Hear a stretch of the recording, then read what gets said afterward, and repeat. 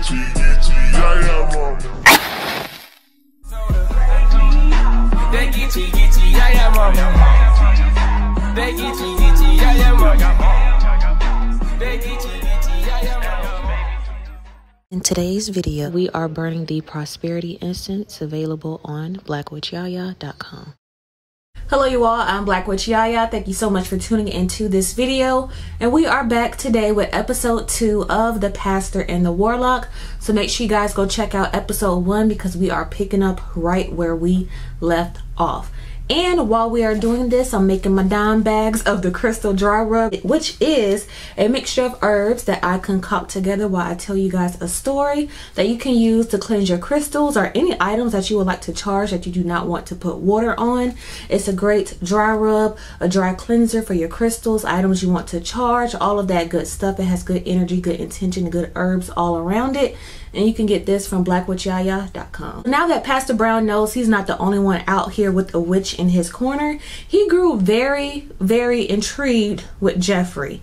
So he had Jeffrey cleansing his microphone, cleansing his Bible, charging his microphone, charging his Bible, charging the suits that he wears, charging his podium. He wanted all of that energy on everything he utilizes during his service. And he was so grateful for Jeffrey. Jeffrey didn't mind doing it because, of course, it's good intention and he's getting paid for it, right? So one day Jeffrey's in the church doing what he do, charging items, cleaning everything, making sure the unks are still charged, basically doing maintenance spiritual work, right? So Pastor Brown looking at him and he's just thinking about the meeting he had with the other pastors, looking at Jeffrey, what he's doing, the people he thought was so evil up here in his church, charging and cleansing his items. So he just asked Jeffrey, so what voodoo do you do? And Jeffrey's like, what do you mean? Like, do you make those dolls? Do you send demons out on people? You stick nails and stuff? Like what else do you do besides this? And Jeffrey says, well, there is spell work that's out there like this, but I don't do any of that. All of my work is meant to heal, not to harm. And Pastor Brown says, so you don't worship the devil? You don't send demons after people? You don't put blood in people's homes? Like, you don't, like, what else do you do? Like, you can tell me. And Jeffrey's like, I don't do none of that. I honestly don't even know what you're talking about or what movies you've been watching, but I don't do any of that. I told you, all my work is to help, not to harm. And Jeffrey asks him, so where are you getting all this information from? Are you having second thoughts about me helping you? Are you starting to feel guilty? Like, what's going on here? Because Jeffrey's like, why are you asking me all these questions? Like, you don't watch Hocus Pocus on Disney Channel? Like, what you got going on? Pastor Brown basically says, well, I know you get sick of hearing this, but I grew up thinking that you people were evil. Like, you just go around casting spells on people. You worship the devil. So I'm just trying to figure out, like, is there something else to you or what's going on? Jeffrey tells him, I hate to break it to you, but there are people who sends out gangas and demons on people, who make voodoo dolls of people just to have their control, burn candles for them just to ruin their life. There are people like that. If this type of magic and information gets into the wrong hands, it can cause damage. I'm just not one of those people. Just how I'm sure you know pastors who steal from the church, sleep with members of the church with their first lady in the pulpit, who puts these ideas in people's head that they only could go to their church to make them bend backwards for them. You know pastors like that, right?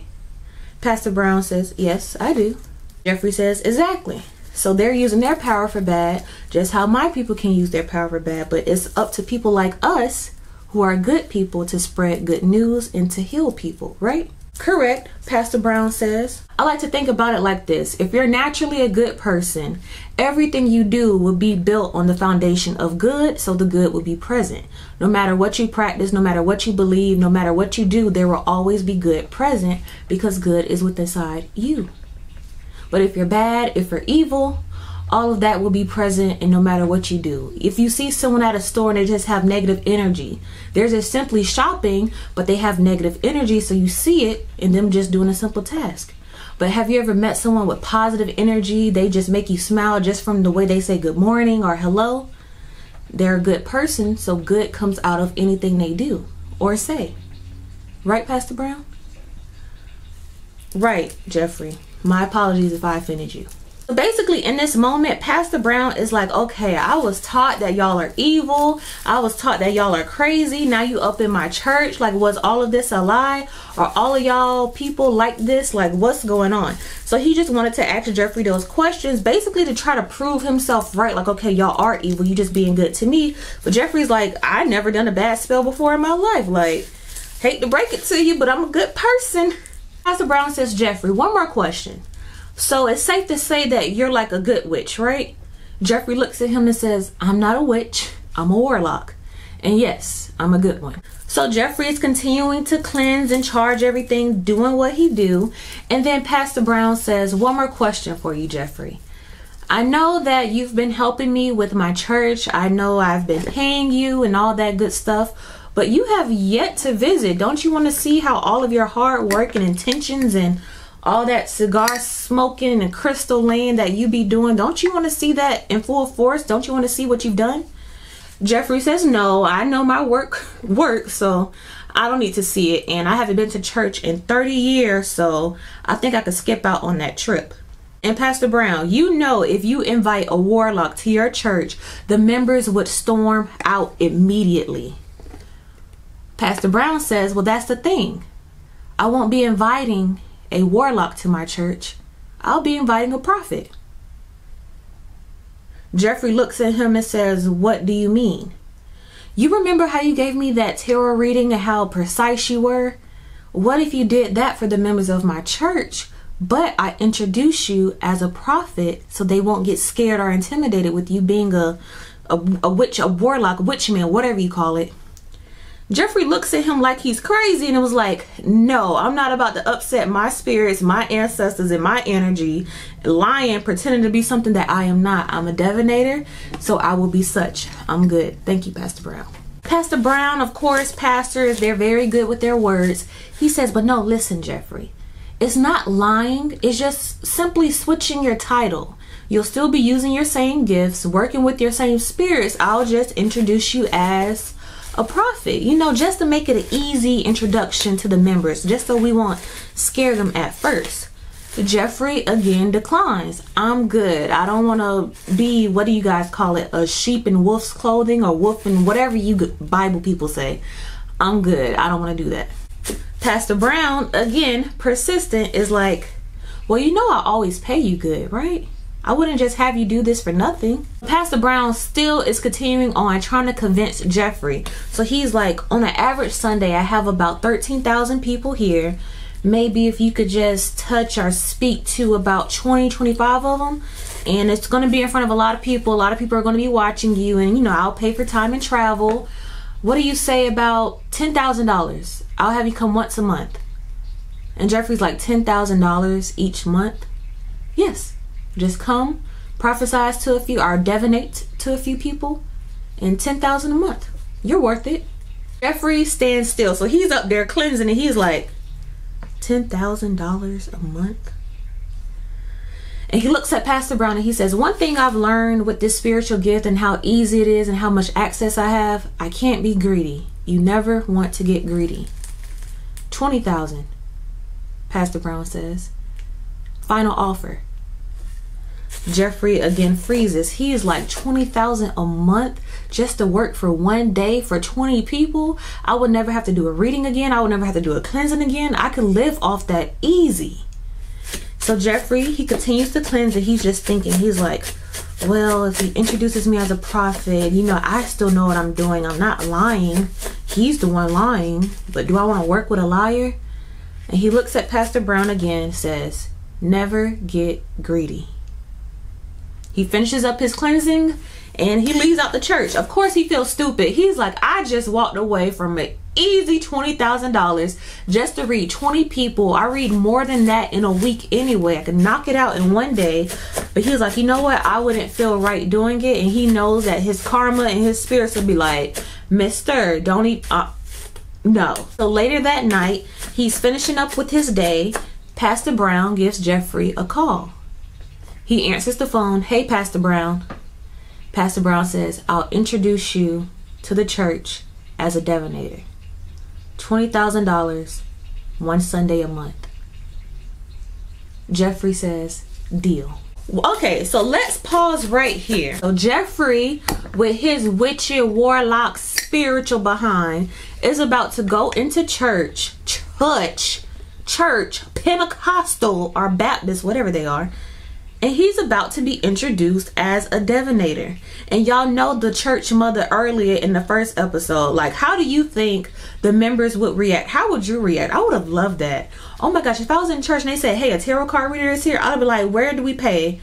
Where's the offering plate? Let me know right now. I feel like that would just be such a cool, integrative way to introduce different spiritual stuff into the world. Like, to me, it'll be cool, but that's coming from a young person that thinks that, you know, that type of stuff is like, okay, reaching out.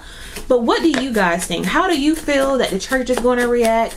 Y'all let me know down below. So a few weeks pass, and it is the week before Jeffrey is going to step foot into an active service in over 30 years. Like we said before, he hasn't been to church in over 30 years, so he's starting to get nervous. He don't know if he should back out. He already got the clearance from his spirit guide saying like, hey, as long as he introduce you as what you are and you continue to do good and you don't get greedy, you don't lie, you don't deceive, you be your honest self, you're good to go. Because as long as you're doing good, it don't matter where you're doing good at, as long as your intentions are good. So he's in the clear, and he never had anything against Christianity. He just knew that path wasn't for him. So he's like, I've already been working with Pastor Brown, so what's the difference? I already been in the church. My evidence is all over the church. But being in there with thousands and thousands and thousands of people, they're going to look at me crazy. I'm going to feel judged. I'm going to start having flashbacks from when I stormed out the church 30 years ago because they didn't accept me. But we got to do it. I'm helping people. It's good money. It can increase my clientele. Maybe I'll be able to open other people's eyes up to the fact that spirituality isn't evil. Maybe this will be a good opportunity. So he's nervous. Of course you would be. Imagine you with your spiritual gift and the pastor's like, hey, you make teas and herbs, right?